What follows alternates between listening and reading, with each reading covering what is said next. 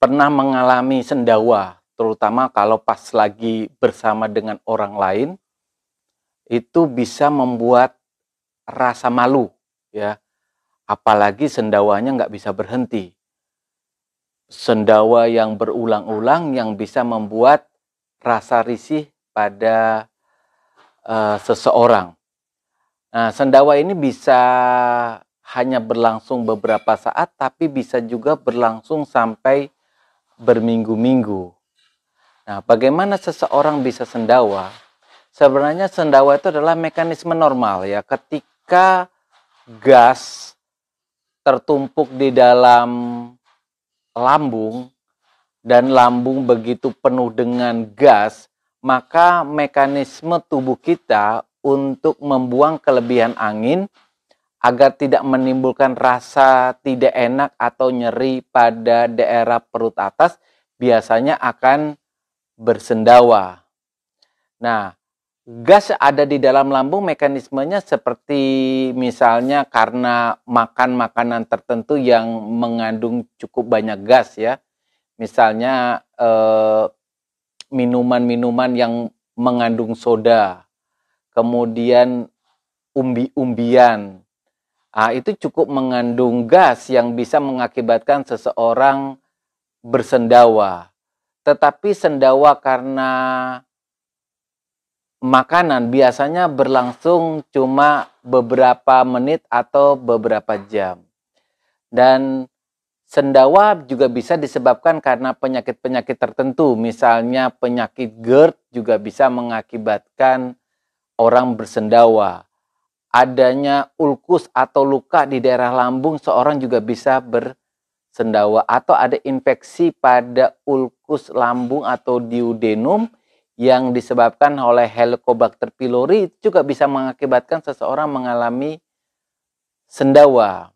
Tapi jika sendawa dirasakan terus-menerus, diikuti dengan penurunan berat badan, ini harus dilakukan pemeriksaan lebih lanjut. Biasanya penyakit-penyakit seperti kanker lambung, biasanya sendawa diikuti dengan penurunan daripada berat badan. Dan sendawa yang berlangsung berminggu-minggu, bahkan ada yang berbulan, sudah mendapat nasihat untuk cukup minum air putih, kemudian menahan napas sejenak, tapi tetap aja terjadi sendawa. Nah, sendawa yang berlangsung cukup lama ini, biasanya penyebabnya itu adalah penyakit yang disebut dengan psikosomatik. Ya, psikosomatik itu artinya penyakit di mana psikis atau jiwa kita terganggu yang mengakibatkan kelainan di bidang fisik.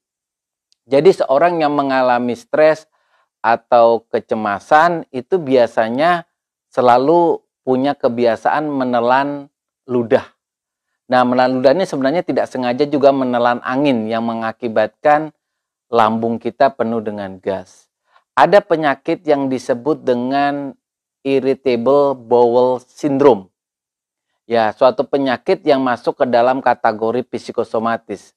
Ketika seseorang mengalami depresi atau kecemasan yang berlebihan, kemudian terjadilah yang namanya dilatasi daripada usus besar ya. Usus besar kita akan gerakannya itu akan melambat atau tidak ada sama sekali yang mengakibatkan usus besar kita kembung. Nah, kembungnya usus besar ini akan dirasakan rasa tidak enak.